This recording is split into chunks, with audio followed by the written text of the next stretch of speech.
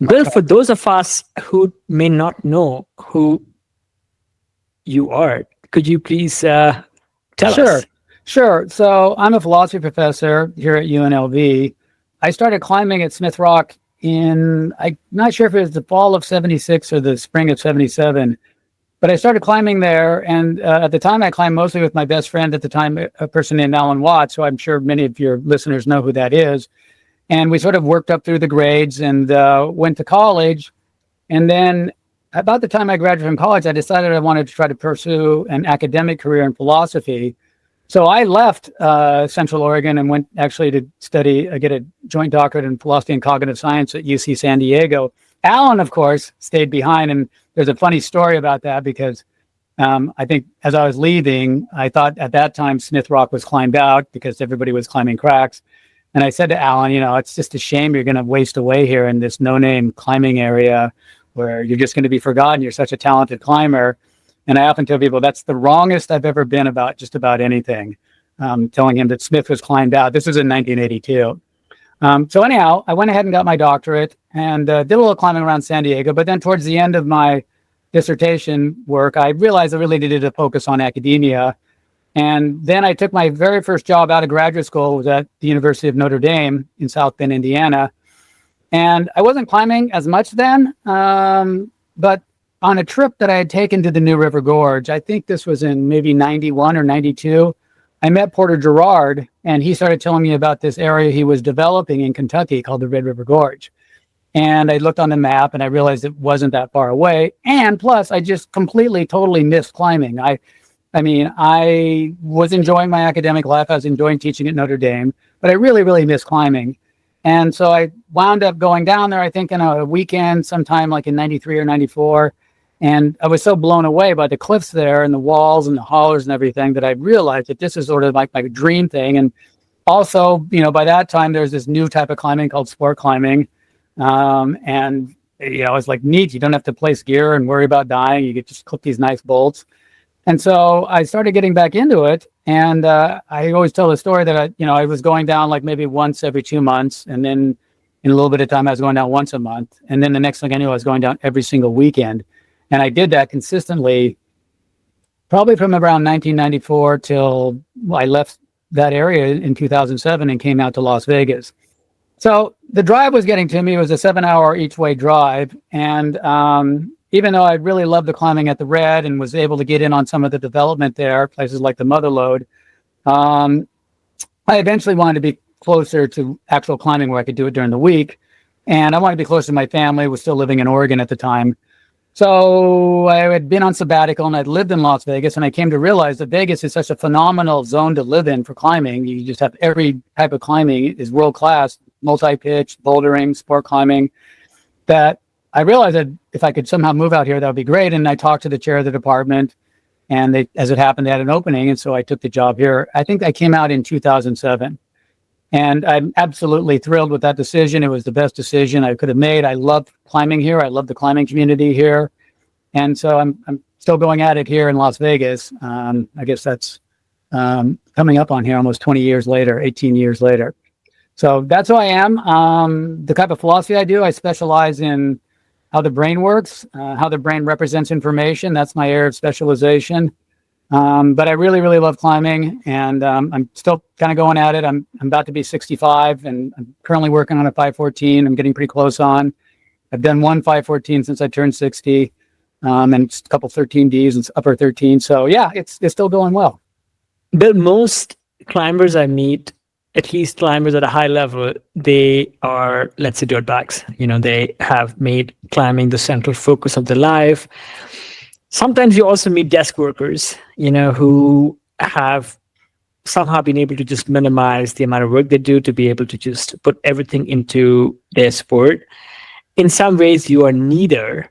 You have had this full career as a academician, as a philosopher, as a writer, and you're also training and projecting at a very high level, and you've been doing that for many decades. So here's maybe a simple but not so simple question. How do you balance these two very different worlds? To me, having the two different worlds is actually an asset. I often think that if all I was doing was philosophy, I wouldn't be as happy doing it because I would get somewhat bored with it, and I would just it would just be too much of one thing. But I also feel the same way about climbing. I know there are professional climbers, and that's what they focus upon. But I think if that was me, I would not really be happy just going climbing all the time. So I love having the two worlds that I can go back and forth when. On days when I'm having a hard climbing day and it's going hard, I'm like, well, I'm glad I'm going to be doing philosophy tomorrow. And then on days when the philosophy is really hard, I'm glad that I'm going to be going climbing the next day. And they balance each other out really well, I think. There's a lot of overlap, actually, I've noticed. When I'm working on a hard climbing project, I love the projecting process. I love this campaign that I do where I'm constantly trying to tweak things and figure things out and adjust things here and come back to things and think about it when I'm away from it, stuff like that. And frankly, that's very similar to working on a philosophical paper, a philosophical problem where you try different things, you can tweak things and things over there. I'm a fiddler. I like fiddling with things. And so they're both involving a great deal of problem solving. And the truth is, problem solving is a lot of fun. So there's a lot of similarity in terms of engaging in those two different kinds of projects. It's just that one's more physical than the other. But I'm really happy. Now, there are times, of course, when I'm getting close on a project and maybe some dimension of work will be really distracting. I'll really have to focus on, maybe I've got a deadline coming up. I've got something writing that's completely unrelated to climbing. And then that makes things a little bit tougher at times. But, I'm still grateful that I have these two kinds of lives that I can kind of still do at a fairly high level, be a scholar and be an athlete. I think that's a pretty fulfilling existence. And so for me, doing both is actually beneficial. It helps me, I feel like. Many years ago, I remember I was recommended some intro book on philosophy. I think it was called Sophie's Choice. Right. And I remember reading it. It's Sophie's World. It's called Sophie's World. Sorry. Yes. So anyway, if somebody listening to this podcast could not come to your classes or watch your YouTube lectures, if you could recommend maybe just a book or two on how to learn about like the fundamentals of philosophy, would you have one? That's a great book. It's got a little more of a historical orientation than I have. It's sort of going through some historical figures and what sort of contribution they made, but it's a brilliant book. It's really well done. In fact, at Notre Dame, we used to have all the incoming freshmen read that before coming in. So that's a really, really good book. That's a good recommendation. Another book by a philosopher named Tom Nagel that's a pretty good introduction to some of the major areas, and it's really short. It's called What Does It All Mean? Or What It All Means. Let's see here. Is it up there? It's something like What It All Means or What Does It All Mean? And it's by Thomas Nagel. And that's actually a pretty good introduction as well. And there's a number of anthologies that are really good. There's one called The Philosophy of the Quest for Truth. And I use that in my introductory class. But it's a customized version because I had them take out a bunch of the readings I don't use and put in some readings that I do use. So there's actually quite a lot of interesting philosophy that's out there. I was just this week teaching Peter Singer. And a lot of people know him as a major public philosopher who does really important work in practical ethics. He's really kind of the inspiration for the effective altruism movement. I was teaching his really famous essay called Famine, Affluence, and Morality about our moral obligations to those in need in more impoverished areas of the world.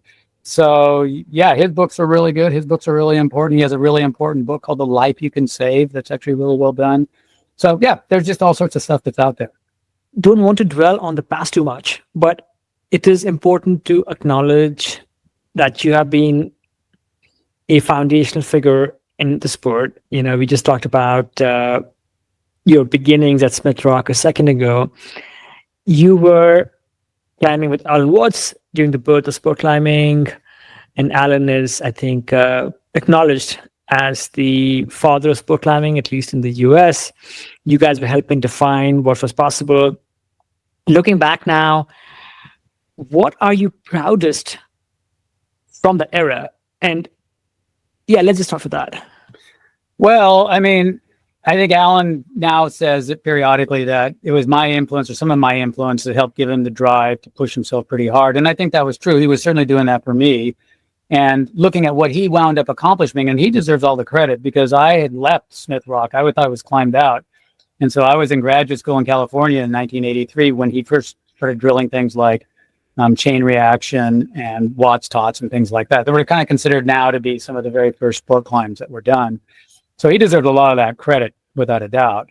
But it was nice to have that kind of role and give him some sort of incentive.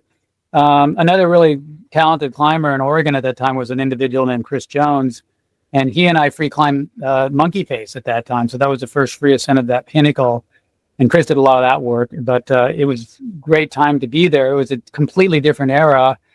I just was completely sucked in and loved the sport of climbing, even though really at that time, no one was really doing it. There were no climbing gyms.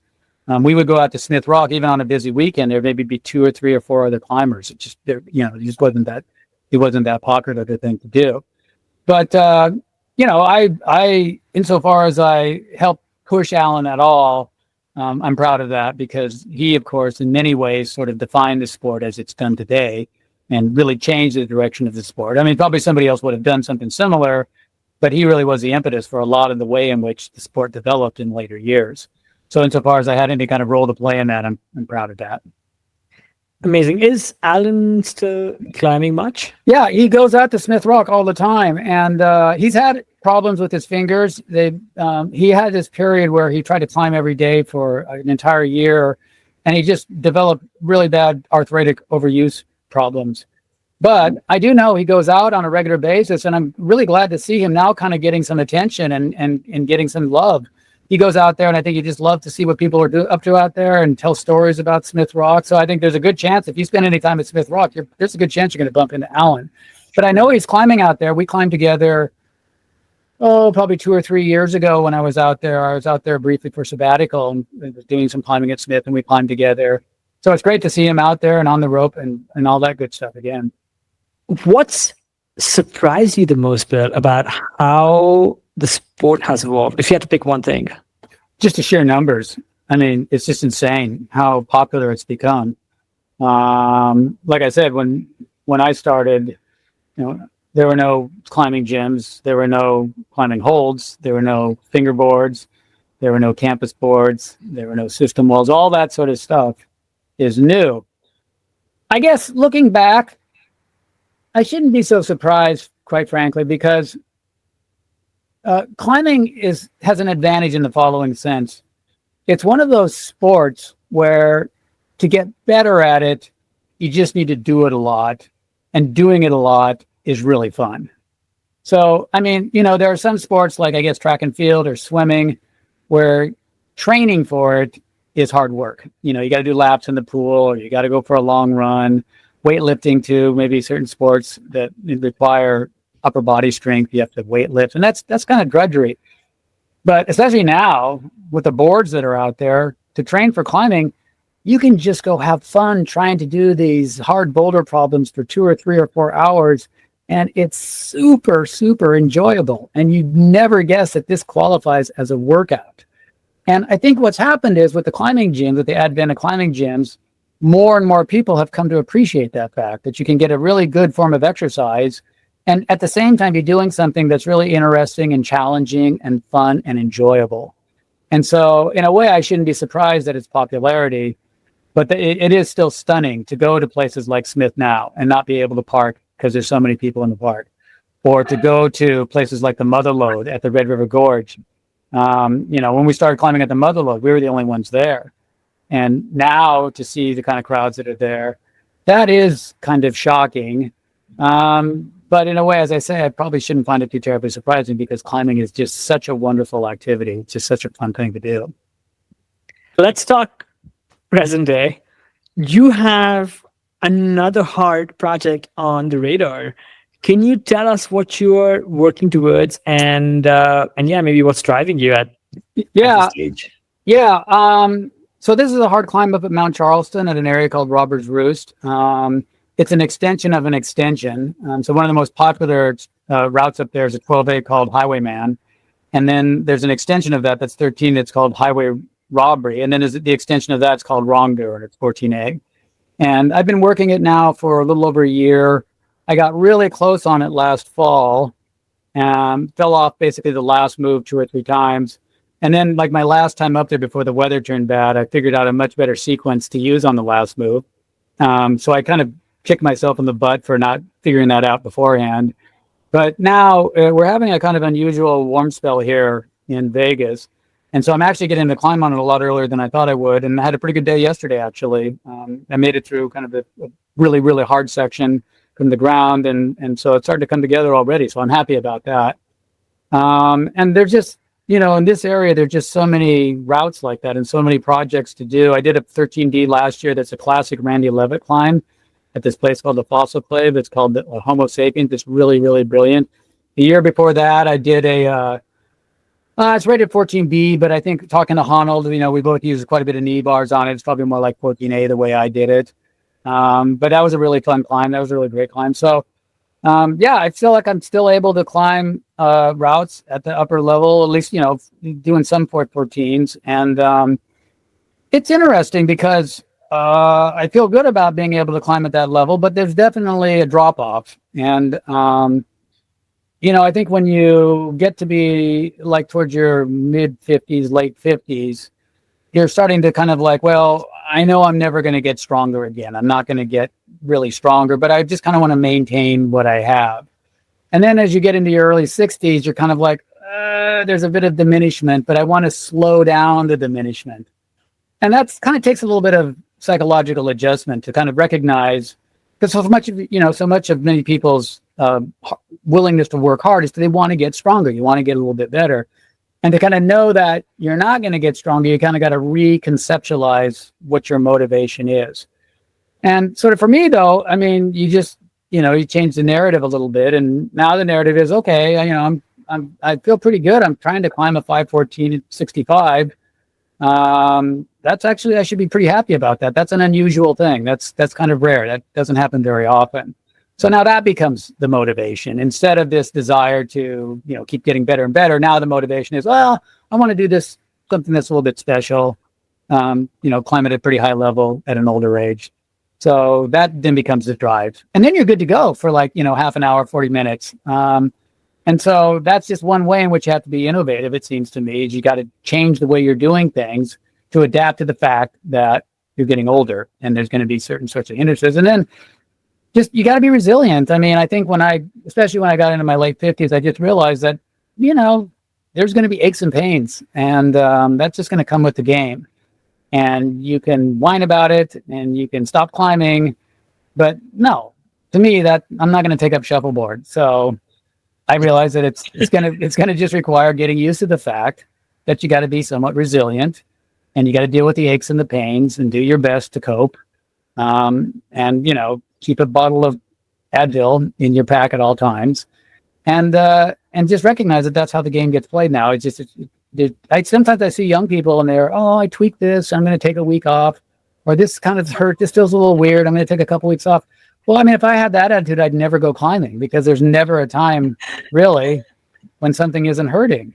But to some degree, that's true of all serious athletes. I mean, I think all serious athletes who try to perform at a high level, they've always got something a little bit off. There's always a little bit something that hurts. And so you just got to realize that that's just part of it. And I think once you kind of come to grips with that, I mean, of course, if you break your leg, you break your leg. You're not saying walk it off. But I mean, there are going to be these little aches and pains, and things are going to hurt, and you're going to have to deal with it. You're going to have to cope with it. And there's going to be other things that make it harder. You're going to take a lot longer to recover. But the benefits are just amazing. And the fact that I can still kind of be playing this game at this age, I wouldn't trade that for anything. So for me, it's very, very much worth it. You get to go to these amazing locations. These venues are incredible. You get to hang out with some of the greatest people, the best people. We've got a really great climbing community here right now. And you just get to still have a lot of fun. And so to me, all the aches and pains and the need to adapt, it's all worth it, because it's still a really enjoyable time. But if I can ask, how old are you now? So I'm 64, but probably by the time this comes out, I'll be 65 in a few weeks. So let's just say roughly 65. Couple 3 weeks. Happy early birthday, Bill. I'm sure it's a certainty. Yes, you will climb this 514 at Robbers Roost at Mount Charleston. Will that make you the oldest person to have climbed 514? Would you know that? I don't know that actually. I mean, I know Chuck Odette. I know you interviewed him, and I know he did one at a pretty old age or older. So I don't know quite when he did his route, but that's just the Americans I'm familiar with. I feel like when you go to Europe, everybody's climbing 514. You know, they're people's grandparents are climbing 514. So I don't know what's going on over there. I don't know of many other people in their 60s right now who are climbing. I mean, if I do this one, I may be one of the few people to climb two of them in their 60s. But get used to it, because quite frankly, the people who are coming up, Steve McClure and Chris Sharma, those guys are going to be climbing much, much harder in their 60s. I mean, I could see McClure climbing 14D, 9A in his 60s. He's just an amazing climbing machine. And Sharma as well. I feel like I'm not that far off my absolute limit. I mean, the hardest I've ever climbed is 14B. I did a couple of those. I've done 7 of those, but I did a couple when I was in my 50s. And, I'm not that far off of that. And you got people climbing 15Cs and 15Ds nowadays. So I think 515 in the 60s will become kind of not that uncommon. Certainly, Bill. Well, what you are doing is you are pushing the thresholds for this era of what is possible. And you're today, it feels ludicrous to be able to climb at that level in 160s, but you are helping normalize the standards so that, thanks. For the rest of us, who are not Sharmas or McClears or Andres, I mean, even if you're not climbing at that level, I think it just gives us hope that we can continue pushing that inevitable decline, where I think what I'm really learning here is that 2 things from you, Will, which is, one is that one can continue performing at a more advanced age, right? I'm old. Come on, just say it. I'm old. 40s, 50s, 60s. So, those of us who are either younger or maybe even older, that, we can continue to push ourselves, be resilient, come up with like hacks and stratagems, like the one that you just instructed us on, which is like, hey, if it's too cold, put your, get your hands used to the screaming burpees early on by doing that. But then the other thing, which is I think even deeper, is helping, in your words, like reconceptualize, because I think one thing again that happens when we get older is, one is not always advancing at that rapid rate. I mean, first off, I think that to some degree you have to enjoy that process. Like, I love projecting. I really enjoy these climbs. Have so many secrets and so many things they try to hide from us, and trying to sort of unlock all those little Easter egg type things on the climb. That is so enjoyable. And I don't want to tell people that, because if I have to explain that to you, you don't get it. I mean, but if you get it, you know what I'm talking about, and that continues. There's no reason for that to stop. A lot of times I think people present a false dichotomy where they're like, okay, I'm either going to really keep trying really hard and really going to keep training, or I'm just going to climb for fun and just climb 5 nines. It's like, no, there's all this area in between where you can still be trying pretty hard. You can still be really gratified with the effort. You can still be working to get, to maintain what you have, and sometimes to maybe get a little bit stronger. But you're not necessarily trying. I mean, I listened to your interview with Jerry Moffat, and for him, his motivation was to be the best, be the absolute best. Well, you're not going to be that in your 60s. You're not going to be the best climber. But there's still other ways in which you can push yourself. And you're only, even if you're not going to be as good as you were when you were 35, you can enjoy it and drive hard and be just as proud as anything you climbed in your 30s or even your 20s, doing it in your 60s. And so that motivation and that drive all stays the same. It's just that you're kind of like now shifting away from, okay, I'm going to get much stronger this season. This is going to be my top season. I'm going to climb my hardest route ever, to something a little bit different. It was like, okay, now I'm going to try to perform at a pretty high level, which is a bit unusual at this age. And that's really going to be my goal. And I want to climb at this level at this age. And honestly, I suspect, so many of your guests probably know exactly what I'm talking about, whether it be marathon running or mountain biking or surfing or whatever it is. It's like, it's still pretty cool to be doing this thing at this level, at this advanced age.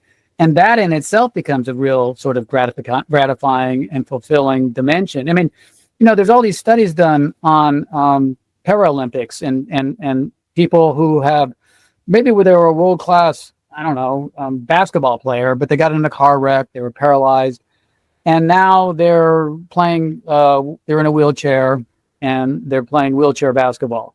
Well, studies on people's happiness and their enjoyment of the activity and their gratification, their fulfillment of what they get out of that. Sure, initially they're bummed because they're in a wheelchair, but then you check with them 6 months later and like, this is just as much intense and just as fun, and I'm just as driven as I was when I was not in any way handicapped. And I think that's the way you can view age as well. Yeah, you're going to be diminished, but you're still going to be really into your projects, and you're going to be really into trying to do what you can and work with what you have, and still trying to accomplish hard stuff. And so, yeah, I think that's kind of the main thing. It's interesting you brought up, climbing with people who are so much younger. I do that. Yesterday, I was climbing with a really, really strong climber, Andrew Nimmer, up at Mount Charleston. He's 29. And I, for the most part, love these kids. I think they're great. They share. I mean, I say you got to adapt because they're into different types of music and they're into different kinds of things. But at the end of the day, they're into the same stuff I was into in 1977. They're not that different. They enjoy the process just like I did, and it's fun. The one thing that's kind of interesting about doing something for so long is, and this is kind of neat in a way, but it's a little bit sad too, is if you sort of think, well, what's the average lifespan of a typical climber who's working pretty hard? Like, what's their climbing career? It's somewhere around 10 or 15 years. And so when you've been doing it for 50 years, you actually cycle through multiple generations, right? I mean, it's kind of like what you get in sort of vampire literature, where these immortal types cycle through generations after generations after generations. And there's a little bit of something like that. I mean, I look at the climbing community I have here now. They're great people. They're super fun to hang out with. They're really motivating. And there's a few of them that were there when I first moved here, but almost all of them are different than the climbing community I was hanging out with when I moved here in 2008, 2009, 2010. And then that climbing community is, of course, very different than the climbing community and the people I was hanging out with in the 90s. So you sort of have this weird experience where you get to meet all these great people all the time, and it keeps cycling and changing. But you also get a little bit nostalgic as well, because you shared so many experiences with these people who maybe aren't still climbing, they're not still doing it as much. And you have all these great memories of these past times with past communities. So that's a little bit of a kind of oddity that comes with climbing for so long, as you cycle through multiple generations of climbing communities. But they're all typically really good people and really fun to hang out with. Well, I'm 46 now, and yeah, I mean, just hearing you talk gives me some goosebumps, because that's already happening with me. People I was climbing with over the years have changed.